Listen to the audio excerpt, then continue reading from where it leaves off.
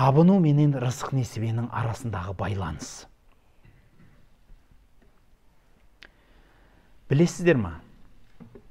Рызық деп Құдайдың берген сіздің біздің мұқтаждығымызды жапқан нәрсесін бәрі рызық болады. Бүкіл барлық нәрсеміздің жапқанның барлығы рызық болады. Мұқтаждығымыз жапқан. Сізге не керек? Киім-кешек керек. Кім берді? Түбі. Аға, бауыр, ата, ана, дос, жаран, жұмыс, тыныс, су, ауа, тіршілік, үй, ауа райы, білмеймін. Жан-жағыңыздағы барлық нәрселер. Бұл қолмен ұстайтын дүниелерде, қолмен ұстамайтын рызық несібелерде бар, білесіз ба? Адам қолмен ұстамайтын да рызық несібелер бар. Мысалы, түрлі-түрлі сезімдер. Қуаныш, қайғы, бақыт. Бұның бәрі сезім. Бұның бәрі адамның хал күйі. Сол хал күйге біз түрлі-түрлі себептермен түсеміз. Енді мысал айтқым келеді. Құрметті жақсылар. Бұл өмір сондай қылып орналасқан, сондай қылып ұйымдастырылған. Бұл дүниеде қолмен ұстауға болмайтын заттар бар, және қолмен ұстайтын заттар бар. Және де екеуінің арасында бір тығыз байланыс бар. Мысалы, біз ақша жинаймыз, дүние жинаймыз. Не үшін жинаймыз? Айтыңызшы, шындап келгенде себептері бар ғой. Ақша не үшін керек, айтыңыздаршы. Мысал. Бір зат алу үшін. Ол зат не үшін керек сізге? Ау? Қолданыс. Қолданыс деген не нәрсе? Мысал айтайық енді, нақтырақ айтайықшы. Ақша. Машина алуға керек дейік. Машина не үшін керек? Сізге қызмет ету керек. Дұрыс па? Тек қана қызметке сатып аласыз ба машинаны? Шындап айтыңызшы.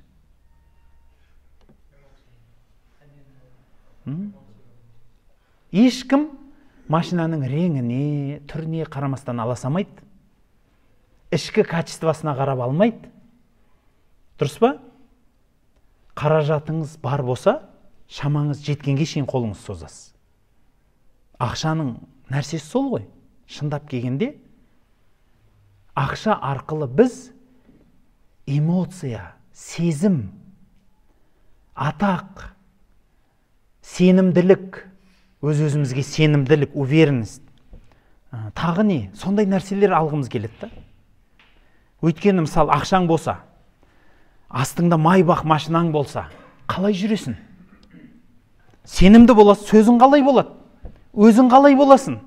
Қандай ол сезім ғой, дұрыс па? Оның бәрі сезім ғой. Қолмен ұстала ма? Қолмен ұсталмайтын нәрсені, бірақ қолмен ұстайтын нәрсемен алғымыз келеді. Байқайсыз ба?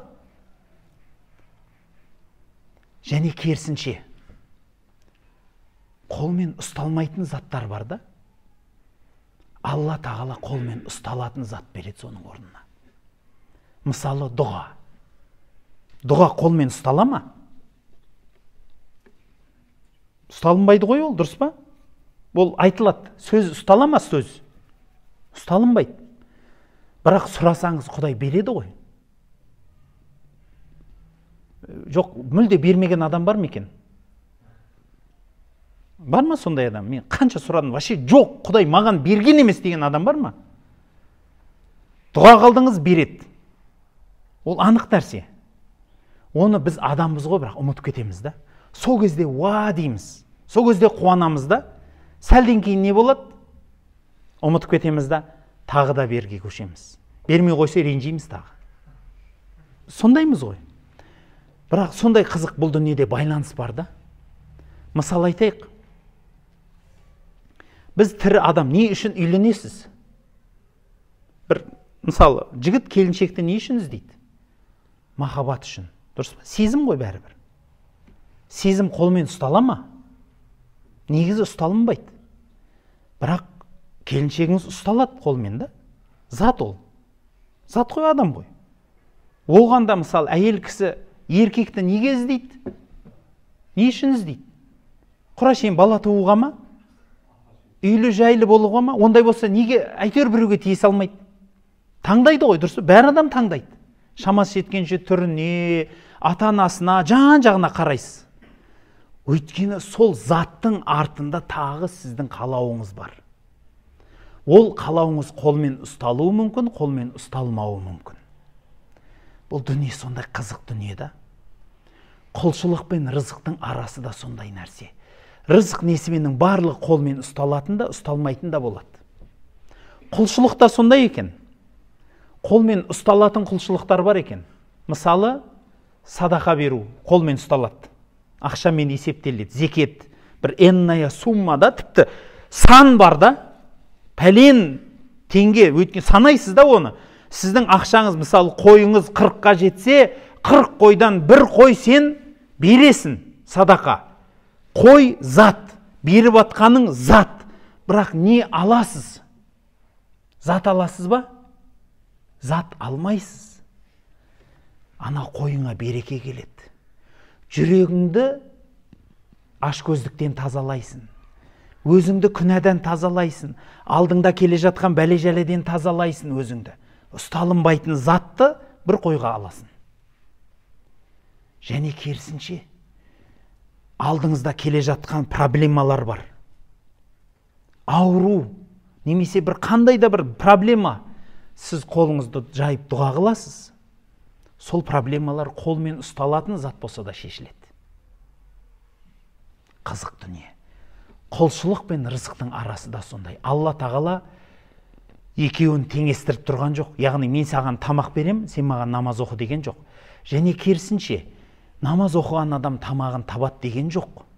Сол үшін мына жердегі аятта көп адам ойлайды. Екі құлды мысал келтірді дейді Алла тағала. Бір құл бар дейді. Өзі құлдың құлы дейді да, қолынан дым келмейтіннің құлы дейді. Екінші құл бар дейді. Боздалған рызық несібе беріп тастаған, және ол садақа беріп жүр дейді. Берген несібемізден дейді да. Құлшылық ғибадат қылып жүр да. Рызықты берді оған Алла. Ол құлшылық қылып жүр. Құлшылық пенен рызықтың арасында бір байланыс бар екен.